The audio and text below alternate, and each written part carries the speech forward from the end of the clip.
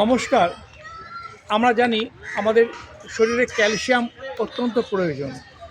Calcium হাড়ের বৃদ্ধির জন্য প্রয়োজন এবং ক্যালসিয়াম আরও অনেক ফিজিওলজিক্যাল কারণের জন্য প্রয়োজন।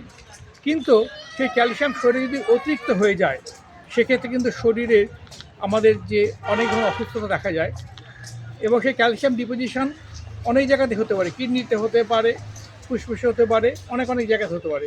কিন্তু এই ক্যালসিয়াম ডিপোজিশন কখনো চোখের কর্নিয়ার ওপর হয়, শুনেছেন? হ্যাঁ, অবশ্যই হয়। চোখের উপর ক্যালসিয়াম যে ডিপোজিশন যেতে হয় সেটাকে বলা হচ্ছে ক্যালসিফিকেশন অফ ব্যান্ড কেরাটোপ্যাথি, অর্থাৎ সংক্ষেপে বলা হয় ব্যান্ড কেরাটোপ্যাথি বা সিবিকে।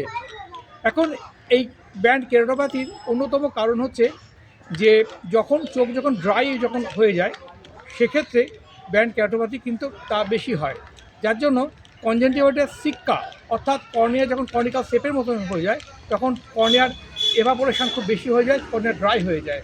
সেক্ষেত্রে এই ব্যান্ড কেরাটোপ্যাথি হতে পারে। এবং আরও অনেক কারণ আছে, বিভিন্ন সিস্টেমিক ডিজিজ, যেমন কিডনিতে যদি কোনো সমস্যা থাকে সেক্ষেত্রে হতে পারে। আবার hyper activity of parathyroid hormones যদি হয়ে যায় সেক্ষেত্রে হতে পারে। এবং শরীরে তখন ক্যালসিয়াম এবং ফসফেটের একটা হরাইজন্টালি একটা লেয়ারের মতন পড়ে এবং সেই লেয়ারটা ধীরে ধীরে গভীর থেকে গভীরে যেতে পারে। তাই চোখে যাতে ড্রাই আই যাতে না হয়ে যায়, তার জন্য যে নিয়ম যে পালন করা হয় সেই পালনগুলো করবেন, সুষম আহার গ্রহণ করবেন।